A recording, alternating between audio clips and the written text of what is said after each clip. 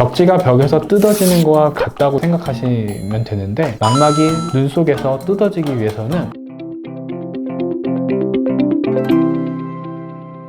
안녕하세요. 문의받는 안과의사 눈의안과병원 이상엽 원장입니다. 오늘은 실명에 있어 주요 원인 중 하나인 망막박리에 대해서 알아보도록 하겠습니다. 망막박리는 눈에서 망막층이 떨어져 나가는 걸 보통 얘기를 하는데, 벽지가 벽에 붙어서 떨어지는 거와 같다고 생각하시면 됩니다. 실제로 망막은 여러 층으로 이루어져 있는데 그 중에서 단단하게 결합되어 있지 않아서 떨어질 수 있는 경계가 있습니다. 그 자리에서 물이 차들어가면서 신경의 망막이 벽지가 돼가지고 뒤에 벽에서부터 떨어져 나가는 게 망막박리가 됩니다. 크게 망막박리는 견인성 망막박리나 열공성 망막박리, 삼출성 망막박리 세 가지가 있는데, 견인성 망막박리는 오래된 당뇨로 인해서 망막이 뜯겨서 나가는 식의 질환이 되고, 삼출성 망막박리는 염증 같은 원인으로 인해서 안에서 물이 차서 생기는 방식이어서 그런 경우는 수술이 아니고 주사나 내과적 치료 같은 게 같이 필요하게 되는 경우가 됩니다. 세 번째, 열공성 망막박리가 환자분들이 많이 겪게 되거나 흔하고 많이 들어봤을 법한 게 열공성 망막박리인데요.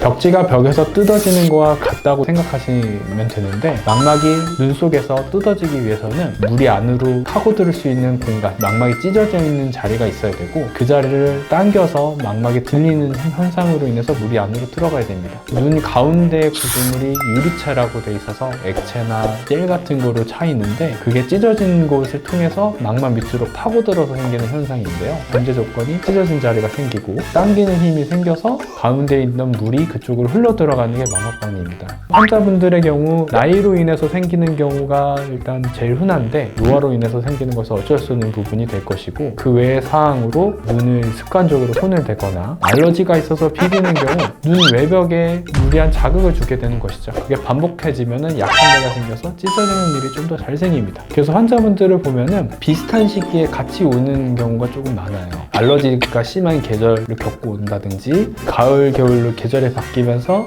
몸 컨디션에 영향을 받을 때, 그런 경우에 많이 오는 경우가 있어서 특히 주의를 기울여야 되겠습니다. 환자분들의 경우 전조 증상을 느끼게 되는데, 처음에 발생되는 게 찢어지는 게 생겼을 때 파편들이 눈 속에서 보인다고 하면은 비문증이 잔뜩 생기거나, 신경들이 찢어지거나 당겨질 때 느껴지는 게 광시증이에요. 번쩍번쩍거리는 느낌, 어느 방향에서 자꾸 느껴진다, 어느 눈에서 그런다라고 느껴지는 경우가 광시증에 해당이 되겠습니다. 그 다음에 이어져서 찢어진 데에서 물이 파고들어서 망막이 들리게 되면은 그쪽 시야가 약간 커튼 친 것처럼 가려 보이는 느낌, 어둑어둑한 느낌이 되는데, 지속적이고 점점 진행하면은 망막박리가 진행하는 게 느껴지시는 거기 때문에 위험한 상황입니다. 그럴 때는 가급적 빨리 안과에 찾아와서 진료받도록 하는 게 중요하겠습니다. 환자분들이 느끼는 증상 중에서 비문증, 광시증, 가려 보이는 증상이 중요 전조 사인인데요. 얘들이 보인다고 무조건 망막박리는 아닌 경우도 많습니다. 보통 노화가 되면은 유리체가 노화 과정상 후유리체 박리라고 하는 현상이 시작되게 되는데, 가운데에 투명한 젤 같은 게 나이가 들면서 물로 바뀌고 액체가 돼서 녹아내리고, 원래는 망막에 붙어 있다가 후유리체라고 하는 데가 떨어지는 거거든요. 후유리체 박리가 딱 시작될 때